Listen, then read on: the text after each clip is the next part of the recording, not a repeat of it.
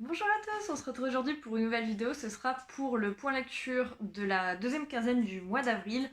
J'ai pas pris le temps de vous tourner plus tôt, mais en tout cas je continue de bien lire. Merci le confinement, puisque ma palle diminue, je ne fais pas d'achat et je lis beaucoup. Donc voilà, pour une fois, il faut trouver du positif même en période de galère comme ça. Et tout d'abord, période un peu bizarre, j'ai envie de me replonger dans Harry Potter et du coup, je me suis enfin décidée à sortir le tome 6, donc Harry Potter et le prince de sang mêlé de J.K. Rowling chez Folio Junior. Je l'avais expliqué, je crois, dans une des précédentes vidéos, mais en tout cas, je m'étais arrêtée au tome 5 il y a maintenant pas mal d'années, je ne sais plus combien de temps, mais j'avais volontairement mis de côté le 6 et le 7 au vu de ce qui se passait, puisque même si je n'avais pas lu les livres jusqu'au bout, j'ai regardé plusieurs fois les films jusqu'au bout, et j'appréhendais énormément ce tome 6. Je vais pas vous faire un résumé d'Harry Potter, je vais juste vous dire ce que j'ai pensé de ce roman. Donc ce tome-ci est loin d'être mon préféré. J'ai eu les tripes retournées à la fin comme je m'y attendais, mais après ce fut pas une surprise je pense pour à l'époque quand c'est sorti et que on ne savait pas comment ce tome-ci finissait. Je pense que ça a dû en remuer plus d'un et en surprendre plus d'un. Moi je m'y attendais donc c'était plus facile on va dire à vivre. Mais en tout cas, j'ai passé un bon moment et ça m'a donné envie de finir cette saga. Donc je pense que le tome 7 sera lu au mois de mai ou au mois de juin selon comment je m'organise dans mes lectures. Mais en tout cas, j'ai envie de le lire avant l'été. Donc je pense que vous reverrez bientôt le 7e tome d'Harry Potter. Ensuite, avec Aurore, on a continué le 4e tome, donc Dame de Trèfle de Alexis Lequet chez Françoisire. On avait lu le 3e tome, donc Dame de Carreau au début du mois. Je vous avais présenté dans mon dernier point lecture. Ici, on est dans une nouvelle enquête du commissaire Martin. Et comme je vous l'ai dit pour le tome 2 et le tome 3, avec l'auteur, c'est un tome sur deux. Un tome, c'est génial. Un tome, c'est beaucoup plus ennuyeux. Et j'avais eu beaucoup de mal dans le tome 3. Et j'avais dit que je laissais une dernière chance à l'auteur avec le tome 4 et il m'a grandement surpris. J'ai beaucoup aimé ce tome 4, on a passé un très très bon moment. On l'a lu plus vite que les autres, j'ai l'impression. Ici, on est avec, je ne saurais plus son nom, une jeune femme qui, au début de l'histoire, est poursuivie. Donc elle va rentrer dans la voiture d'une femme qu'elle va plus ou moins braquer. Elle va lui expliquer la situation, dire qu'elle est poursuivie, qu'elle est en danger, lui donner 2 numéros de téléphone, dont celui de ses enfants et d'un avocat. Et voilà. Et après, on la retrouve laissée pour morte en bas d'un pont. Le commissaire Martin et son équipe vont enquêter là-dessus et on va euh, voir qu'il y a un lien avec une organisation canadienne, qu'elle a fui le Canada. Pourquoi, comment, qu'est-ce qui se passe, je vous laisse découvrir. Mais c'était une super histoire. On suit en parallèle la vie de Martin et ses péripéties amoureuses. Donc voilà, j'ai trouvé qu'il y avait énormément d'action contrairement au tome précédent. Le sujet abordé aussi me plaisait beaucoup, c'est un thème qui m'intéresse, donc forcément ça m'a plu. Et voilà, donc je l'ai dit à Aurore, je pense pas lire la suite. Il reste 2 tomes dans cette saga. Si je les trouve chez Emmaüs dans une bouquinerie pour pas cher du tout, je le prends. Si la copine de ma mère qui m'a passé les 4 premiers tomes, là, je lui emprunterai. Mais c'est vrai que j'achèterai pas de moi-même la suite 9 parce que j'ai pas assez aimé pour pouvoir m'acheter le dernier double volume. Donc voilà. Mais en tout cas, c'était plutôt sympathique. On sent euh, que c'est ancien, hein. Je sais pas depuis quand c'est sorti, mais ça date au moins d'il y a le premier tome au moins 20 ans, je pense.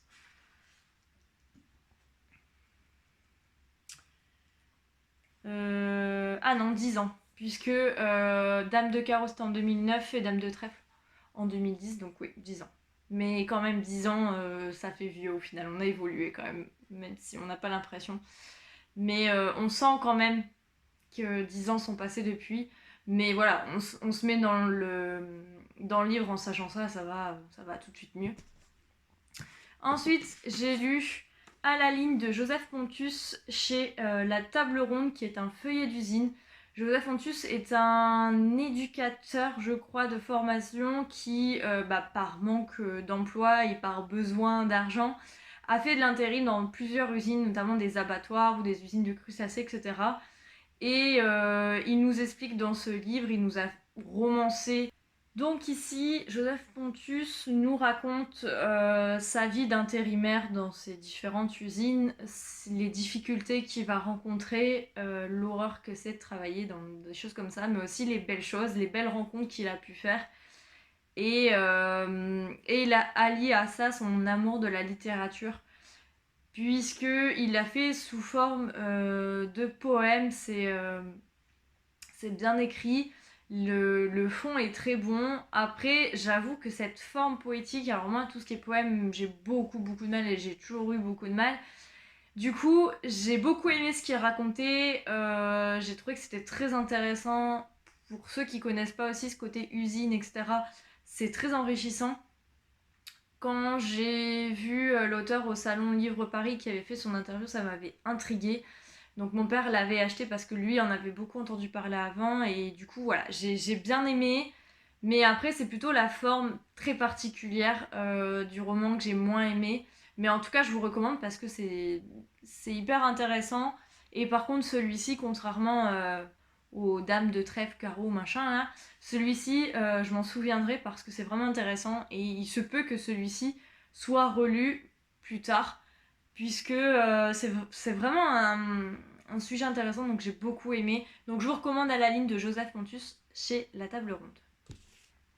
Ensuite, beaucoup plus léger et un thème qui a rien à voir, j'ai lu Un merci de trop de Karen Pont chez Pocket. Ici, on est dans du feel good à fond, donc loin des usines d'abattoirs et de la sueur que peuvent rencontrer les ouvriers. On va retrouver Juliette qui est enfant modèle, qui n'a jamais voulu contrarier ses parents, qui a tout fait pour que ses parents soient fiers d'elle, la société soit fière d'elle, etc. Elle dit oui à tout, merci à tout, jusqu'au jour où elle va en avoir marre, elle va démissionner. Et en plus de sa démission, il va se passer quelque chose dans sa vie qui va bouleverser sa vie et ce qu'elle pense, etc.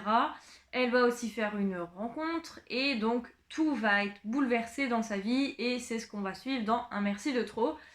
J'aime en général les livres de Karen Pont puisque c'est comme les livres de Virginie Grimaldi, Aurélie Vallogne, etc. C'est des livres que je choisis volontairement quand j'ai envie d'un livre feel good où je me prends pas la tête, qui se lit tout seul, où je vais rire, où je vais être émue, etc. J'avais lu déjà 2 autres romans, il me semble, de Karen Pont que j'avais beaucoup aimé. C'était Avec des si et des peut-être et Tu as promis que tu verrais pour moi. Et celui-ci est son premier, je crois, et on me sent parce que c'est celui que j'ai moins aimé. C'est celui dont je pense que j'oublierai le plus. Mais en tout cas, c'était sympathique. Il y a une petite romance aussi très sympathique. Le message de fond est bien. J'ai rigolé. Ça a fait son job. Donc voilà, si vous cherchez un feel good, je vous recommande Un merci trop de Karen Pont. Mais si vous voulez commencer l'auteur, commencez par un autre parce que j'ai peur qu'après vous vouliez pas lire les autres parce que c'est pas non plus mémorable. Mais voilà. J'aime toujours l'écriture de Karen Pont, mais on sent celui-ci le côté premier roman. Donc je vous conseille les autres de cet auteur si vous cherchez un feel good en ce moment. Je pense que ça peut être très sympathique. Mais si vous avez celui-ci dans votre palle, vous pouvez le sortir quand même.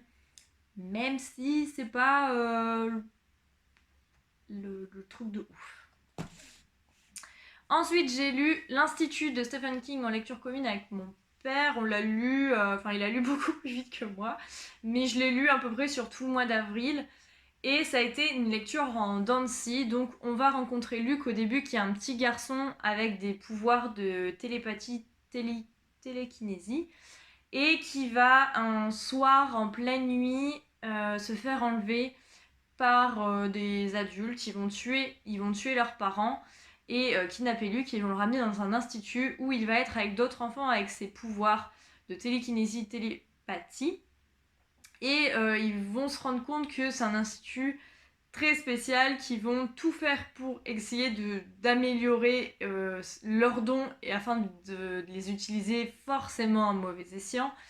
Et voilà, c'est en gros l'histoire de ce roman. Le gros point positif, comme dans d'autres romans de Stephen King, c'est les personnages. Il décrit très bien ses personnages, on arrive très bien à différencier chaque personnage, des personnages principaux aux personnages secondaires. Voilà, il y a notamment Maureen qui va être euh, la femme à tout faire, je sais pas comment on peut appeler ça, de l'institut, avec laquelle je me suis énormément attachée. Ça a coupé, j'ai coupé parce que j'ai été interrompue par plein de trucs, du coup peut-être le cadre a changé. La luminosité, j'en sais rien, mais j'ai la flemme de tout refilmer. Donc je reprends où j'en étais. Je vous donnais mon avis sur l'Institut de Stephen King. Donc je disais que les personnages, effectivement, c'était un point fort des romans de Stephen King. Il sait très bien les décrire, il sait très bien faire pour qu'on s'attache à eux, pour qu'on les retient bien aussi. Donc voilà, après sur 600 pages, vaut mieux que ce soit dense et qu'il y ait du contenu, parce que sinon on peut très vite s'ennuyer. Et ça a été un des points négatifs, c'est que comme souvent avec King, c'est qu'il y a beaucoup de descriptions et je trouve des moments très lents. Et c'est vrai que comme je le lisais sur ma liseuse, la liseuse me sert surtout le soir en fait avant de me coucher, donc c'est pas le moment où je suis le plus au clair et concentrée, donc j'ai eu un peu de mal. Et c'est vrai que c'était du coup une lecture en dents de scie où il y a des fois où je quittais pas du tout, j'étais à fond dedans, je pouvais lire une centaine de pages d'un coup, et puis il y a des fois où vraiment pour lire 100 pages je mettais plusieurs jours. Donc voilà, j'ai quand même été au bout, contrairement à la ligne verte par exemple où j'ai abandonné très vite. Donc je me dis que c'était quand même parce que ça me plaisait. Le fait de le lire aussi avec mon père, je pense que ça m'a boosté parce que peut-être que je l'aurais abandonné sans. Et le fait qu'il y ait une longueur d'avance, du coup, ça me permettait d'être motivée par le fait de continuer. Donc voilà. Là, au mois de mai, j'ai envie de me faire. Je devais me faire ça, et en fait, je vais plutôt me faire soit 22-11-63, soit Sleeping Beauties. C'est les deux en fait de Stephen King qui me tentent le plus. Donc je pense que je vais lire ça je vais lire un des deux plutôt que ça. Parce que ça me fait peur et j'ai pas envie que du coup ça me refrène dans mes lectures du King. Donc on verra ce que je lis en mai. Ensuite, j'ai lu Croire au merveilleux de Christophe Onodibio chez Folio. J'ai apprécié ce roman. On peut pas dire que ça a été un coup de cœur. Quand j'ai commencé la lecture de ce roman, on va dire la première moitié, j'ai vraiment cru que ça allait être un coup de cœur. Et puis après, je me suis un peu lassée. Par contre, la plume est magnifique. Je pense que cette lecture ne vaut le coup rien que pour l'écriture et la plume de l'auteur, mais chaque phrase était super belle. J'ai adoré ce roman par rapport à l'écriture. Les thèmes abordés aussi sont assez forts. On parle d'amour, de résilience, de deuil, etc. Donc c'était intéressant. Le côté qui m'a un peu moins plu parce que j'ai quand même beaucoup de lacunes, c'est le côté antiquité grecque, etc., culture grecque. Parce qu'on y parle, ça tourne pas mal autour de ça, mais c'est vrai que l'écriture est tellement belle que je savourais chaque phrase et voilà, j'ai beaucoup aimé ce roman. Je sais qu'il a fait un autre livre dont on parle le plus qui est Plongée. Il me semble que Plongée a même été adapté en film, donc je me renseignerai, mais en tout cas c'est sûr que je relirai un autre livre de cet auteur parce que voilà, pour la 10e fois dans cette chronique, la plume est magnifique, les mots sont hyper bien choisis, c'est poétique et vraiment j'ai été emportée par l'histoire et par ce que nous racontait Croire au merveilleux. Je suis tellement emportée par l'écriture que je vous ai pas parlé du tout du résumé. On va retrouver César qui est un jeune père qui vient de perdre sa femme et il a beaucoup de mal à faire son deuil et à élever son petit garçon sans sa femme, et il va tout préparer pour se suicider, et le jour de son suicide en fait une inconnue va frapper à la porte et va bouleverser sa vie. Et voilà, on va suivre des métaphores sur la mort, sur l'amour, sur plein de choses. Une très belle histoire d'amour, de résilience, d'amour aussi d'un père pour son fils, de l'amour d'un homme pour une femme, etc. Et Voilà, vraiment c'est pas le genre de livre que je lis beaucoup, mais là il m'a emporté. Je l'avais acheté suite à un avis que j'avais vu, un coup de cœur sur une vidéo YouTube il y a quelques années, et quand j'ai été à la Fnac, je crois que c'était l'année dernière, je l'avais trouvé, je pensais encore à cette chronique, je me rappelle plus de la chroniqueuse, mais je me rappelais de la chronique, et j'étais très curieuse de le découvrir, et bah, je remercie cette fille même si je me rappelle plus du coup. Où est-ce que je l'ai vu, parce que je pense que sans cette chronique de coup de cœur, j'aurais pas été vers Croire au merveilleux et j'aurais loupé quelque chose. Donc, hâte de voir ce que nous donne l'auteur dans d'autres romans. Donc, à part Plongée, dites-moi si vous connaissez un autre livre de l'auteur et si vous l'avez lu. Enfin, j'ai lu Regarde de Hervé Comer chez Fleuve. Regarde, c'est l'histoire de Mylène qui sort de prison. Elle a été je crois 20 ans, ou voilà, plus de 10 ans en prison, je crois que c'est 20 ans. Elle est sortie il y a quelques temps, elle travaille dans un magasin de brocante, et le week-end, elle aime bien aller en week-end dans des roulottes, dans des petites maisons, des campings, etc. Et un week-end, Mylène va partir en week-end, elle va aller dans une roulotte, et dans cette roulotte, en fait, elle va retrouver des photos et des objets qui ont appartenu à Pascal. Pascal qui était son premier amour, son amour enfin, je sais pas si c'est son premier amour, mais en tout cas son vrai amour, l'amour pour lequel elle a été en prison, en fait, elle a été complice. Et le truc qui va pas, c'est que bah elle comprend pas ce que les objets font dans cette roulotte, puisque Pascal est décédé peu de temps après son incarcération. Il a été poignardé par son compagnon de cellule. Et du coup, elle comprend pas trop ce qui se passe, elle est perturbée et va démarrer du coup ce roman à suspense. J'aime beaucoup l'écriture de Hervé Comer, j'avais lu Sauf l'année dernière, il y a 2 ans. Tout ce qu'il nous faut, c'est un mort. J'aime toujours cette plume, elle m'embarque, c'est un roman en suspense, ça se lit très vite une fois qu'on est plongé dedans. Je trouve que, contrairement à ce que j'ai pu lire, notamment sur Sauf, une fois qu'on est dedans, on a beaucoup de mal à lâcher. Les romans de Hervé Comer se lisent très vite. Et après ma rencontre avec l'auteur à une ou deux reprises, bah, j'ai encore plus aimé ce qu'il écrit. J'ai échangé avec lui sur Sof et on retrouve l'univers de Sof dans Regarde. Mais contrairement à ce qui peut être dit sur les réseaux sociaux, sur les blogs, etc., je trouve qu'il n'est pas forcément nécessaire de lire Sof avant de lire Regarde. Le seul lien, c'est cette boutique d'antiquité, mais pour moi, il n'y avait pas non plus... Enfin voilà, j'ai pas trop vu les liens par ça, donc on peut très bien apprécier Regarde sans avoir lu Sof. Le personnage de Mylène m'a beaucoup plu. L'histoire en elle-même m'a plu. Je m'attendais pas forcément à la résolution. Alors après, j'ai pas non plus cherché à comprendre ce qu'il en était. Je me suis laissée porter par l'histoire, porter par la plume d'Hervé Comer. Et j'ai trouvé que c'est un très bon roman en suspense comme les précédents que j'ai lus de lui. Donc si vous aimez les romans en suspense, je vous recommande Regarde de Hervé Comer. Donc voilà, c'est tout pour ce point lecture de mes lectures de la deuxième quinzaine d'avril. J'espère que au moins un des titres a retenu votre attention. Les deux romans que je vous recommande, c'est À la ligne et Croire au merveilleux. À la ligne pour le fond, l'histoire de cet ouvrier, de cet intérimaire ouvrier dans les usines d'abattoirs, de crustacés, de préparation de repas, etc. Et Croire au merveilleux de Christophe Onodibio pour l'écriture et la plume de cet auteur magnifique. Ça vous permettra de vous évader dans cette période très compliquée. Donc c'est vraiment les deux romans que je vous recommande ce point lecture.